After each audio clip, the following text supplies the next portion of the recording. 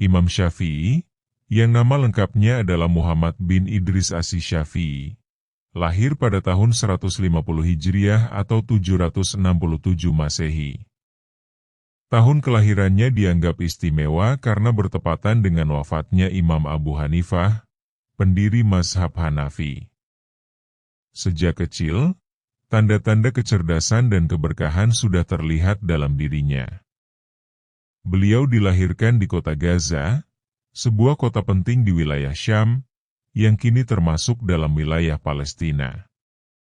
Meskipun bukan pusat ilmu seperti Mekah atau Madinah saat itu, Gaza memiliki kedudukan strategis dalam sejarah peradaban Islam. Ayah Imam Syafi'i adalah seorang keturunan Quraisy, suku yang juga menjadi garis keturunan Rasulullah Shallallahu Alaihi Wasallam. Keturunan ini membuatnya memiliki hubungan darah yang mulia, karena nasabnya bertemu dengan Rasulullah pada Abdu Manaf, salah satu leluhur Quraisy. Namun, kehidupan masa kecil Imam Syafi'i tidak berjalan mudah. Ayahnya wafat ketika ia masih bayi, meninggalkan ibunya dalam keadaan kesulitan ekonomi. Ibunya kemudian memegang peran penting dalam membesarkan dan mendidiknya di tengah kondisi yang sangat terbatas. Karena ingin memberikan pendidikan agama yang baik untuk anaknya, sang ibu memutuskan untuk pindah ke Mekah. Perjalanan jauh dari Gaza ke Mekah ditempuh dengan tekad kuat demi membuka jalan ilmu bagi sang anak. Setibanya di Mekah, kehidupan mereka tetap dalam kesederhanaan. Imam Syafi'i kecil seringkali tidak mampu membeli kertas untuk mencatat pelajaran, sehingga ia menggunakan tulang, kulit hewan, atau batu pipih untuk menulis. Walau hidup dalam keterbatasan, semangat belajar Imam Syafi'i tidak pernah padam. Ia belajar dengan penuh kesungguhan dan tekun menghadiri majelis-majelis ilmu di Masjidil Haram, tempat berkumpulnya para ulama besar. Di usia 7 tahun, Imam Syafi'i telah menghafal seluruh Al-Quran. Ia memiliki daya ingat yang sangat kuat dan cepat dalam memahami ilmu-ilmu agama, menjadikannya menonjol di antara teman-teman seusianya.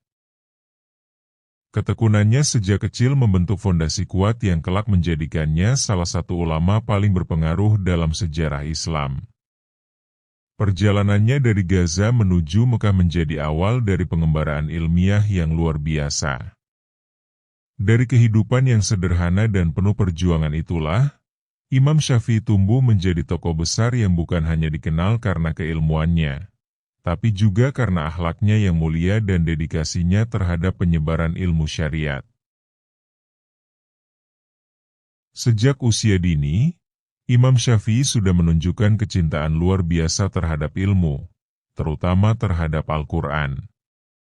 Di usianya yang masih sangat muda, ia telah menghafal ayat demi ayat dengan cepat dan lancar. Pada usia 7 tahun, ia berhasil menghafal seluruh isi Al-Quran. Ini adalah prestasi luar biasa yang menunjukkan kekuatan hafalan dan kesungguhan hatinya dalam mendalami wahyu Allah. Kecintaannya terhadap Al-Quran bukan hanya sebatas hafalan, tapi juga pemahaman. Ia senantiasa merenungkan makna-makna ayat, bahkan sebelum ia belajar tafsir secara formal. Karena kondisi ekonominya yang serba terbatas, Imam Syafi'i tak memiliki mushaf pribadi. Ia belajar dan menghafal dengan cara menyimak bacaan dan meminjam mushaf dari orang lain saat belajar di masjid. Ibunya menjadi pendukung utama dalam proses belajarnya. Meski hidup dalam kemiskinan, sang ibu selalu mendorong dan memotivasi Imam Syafi'i agar tidak menyerah dalam menuntut ilmu. Tak hanya menghafal Al-Quran, Imam Syafi'i juga mulai menghafal hadits Nabi sejak kecil. Hal ini menjadi pondasi penting dalam keilmuan fikih dan usul fikih yang kelak ia kembangkan. Metode belajarnya sangat sederhana namun efektif. Ia banyak belajar dari guru-guru di Mekah, menyimak pelajaran di masjid, lalu mengulanginya sendiri di rumah atau di tempat sepi. Ia juga melatih hafalannya dengan berdiri di tempat-tempat sunyi, mengulang bacaan Al-Quran atau hadits dengan suara pelan agar lebih melekat di ingatannya. Imam Syafi'i pernah berkata bahwa menghafal baginya lebih mudah dilakukan di tempat sepi, jauh dari keramaian, karena suasana tenang membantunya fokus. Kemampuan luar biasa dalam menghafal dan memahami Al-Quran ini menjadi pilar utama dalam perjalanan keilmuannya, menjadikannya sebagai ulama yang sangat kuat dalam dalil dan rujukan. Setelah menyelesaikan hafalan Al-Quran dan dasar-dasar ilmu agama di Mekah, Imam Syafi'i merasa haus akan ilmu yang lebih dalam. Ia mendengar tentang seorang ulama besar di Madinah yang sangat disegani, yakni Imam Malik bin Anas. Imam Malik dikenal luas sebagai ahli hadis dan fikih, serta penulis kitab Al-Muwatta, yang merupakan salah satu kumpulan hadis dan pendapat hukum tertua dalam Islam. Kitab ini sudah terkenal di berbagai wilayah Islam, termasuk Mekah, tempat Imam Syafi'i tumbuh. Sebelum bertemu langsung dengan Imam Malik, Imam Syafi'i sudah menghafal Al-Muwatta dari luar kepala di usia sekitar 10 tahun. Ini menunjukkan betapa besar kekagumannya terhadap ilmu Imam Malik dan betapa seriusnya persiapannya untuk berguru. Ibunya mendukung keinginan anaknya dan mengizinkan Imam Syafi'i berangkat ke Madinah. Dalam perjalanannya, ia membawa surat rekomendasi dari gubernur Mekah untuk memperkenalkannya kepada Imam Malik. Ketika akhirnya berjumpa, Imam Malik awalnya merasa ragu karena Imam Syafi'i masih sangat muda.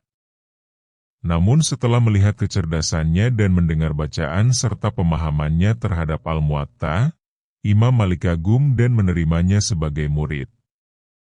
Imam Syafi'i duduk dalam majelis Imam Malik selama bertahun-tahun, belajar hadis, fikih, dan adab dari gurunya.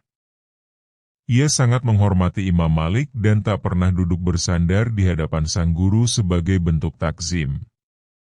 Dari Imam Malik, ia belajar pentingnya kehati-hatian dalam meriwayatkan hadis dan menetapkan hukum. Ia juga menyaksikan bagaimana seorang ulama besar bersikap dengan wibawa dan ketenangan dalam menyampaikan ilmu. Imam Malik menjadi salah satu guru yang paling mempengaruhi pembentukan karakter ilmiah Imam Syafi'i. Ia menyerap bukan hanya ilmu, tapi juga akhlak dan cara berdakwah gurunya yang penuh hikmah. Setelah Imam Malik wafat, Imam Syafi'i melanjutkan perjalanannya ke berbagai kota lain, termasuk Yaman, Irak, dan Mesir, untuk memperluas wawasan dan memperdalam ilmunya dari berbagai ulama besar. Pertemuan dengan Imam Malik adalah titik penting dalam kehidupan Imam Syafi'i. Dari sanalah ia memulai penyusunan metode fikih yang sistematis, yang kelak membentuk dasar mazhab Syafi'i. Setelah menimba ilmu dari berbagai ulama besar di Mekah, Madinah, Yaman, Irak, hingga Mesir, Imam Syafi'i mulai merumuskan pendekatan fikihnya sendiri. Ia menyadari adanya perbedaan metode antara ulama Hijaz, yang lebih mengutamakan hadis, dan ulama Irak, yang lebih mengedepankan rayu atau akal. Imam Syafi'i melihat bahwa keduanya memiliki kelebihan dan kelemahan. Ia pun mencoba menyatukan dua pendekatan ini dalam sebuah metode baru yang lebih seimbang, yakni dengan menjadikan Al-Quran dan Sunnah sebagai sumber utama, lalu qiyas, analogi, dan ijma, konsensus, sebagai pelengkap. Dari pemikiran itulah lahir fondasi mazhab Syafi'i, yang dikenal sebagai salah satu mazhab fikih terbesar dalam Islam. Mazhab ini mengutamakan dalil yang jelas dan sistematika berpikir yang logis namun tetap tunduk pada wahyu.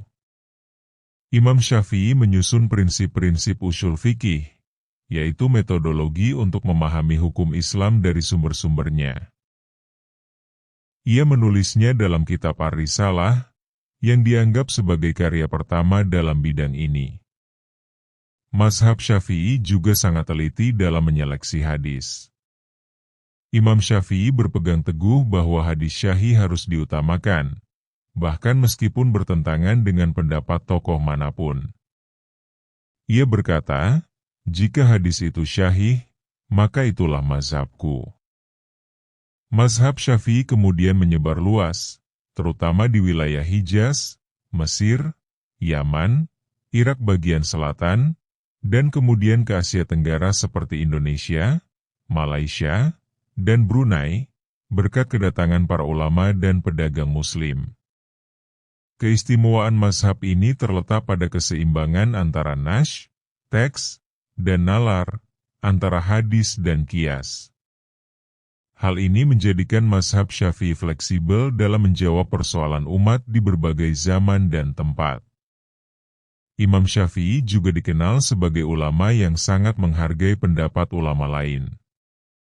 Ia sering mengatakan, pendapatku benar, namun mungkin salah. Pendapat orang lain salah, namun mungkin benar. Sikap ilmiahnya ini menunjukkan bahwa meskipun beliau pendiri mazhab, ia tidak fanatik terhadap pendapat pribadi, dan membuka ruang ijtihad bagi generasi setelahnya. Mazhab Syafi'i bukan sekadar kumpulan fatwa, tetapi merupakan sistem berpikir hukum Islam yang terstruktur, dengan kaidah-kaidah yang terus dijadikan rujukan oleh para ulama hingga hari ini. Imam Syafi'i dikenal bukan hanya karena kecerdasannya dalam berdiskusi dan merumuskan hukum, tetapi juga karena karya tulisnya yang menjadi warisan intelektual Islam. Dua karyanya yang paling terkenal adalah Al-Umm dan Ar-Risalah. Kitab Al-Umm adalah kumpulan pendapat-pendapat fikih Imam Syafi'i yang disusun berdasarkan metode yang ia kembangkan sendiri. Kitab ini mencerminkan pandangan fikihnya setelah ia menetap di Mesir dan menulis ulang banyak pendapatnya. Karya ini sangat luas cakupannya, mulai dari ibadah seperti sholat dan puasa, hingga muamalah seperti jual-beli, pernikahan, waris, dan jinayat, pidana. Gaya penulisannya lugas, disertai dalil dan argumen yang kuat. Selain itu, Al-Umm juga menunjukkan perubahan pandangan Imam Syafi'i setelah ia berinteraksi dengan berbagai ulama di berbagai wilayah. Pandangan-pandangannya di Mesir dikenal sebagai qaul jadid, pendapat baru, yang berbeda dari pendapatnya saat di Irak, atau qaul qadim. Sementara itu, Kitab Ar-Risalah adalah karya monumentalnya dalam bidang usul fikih.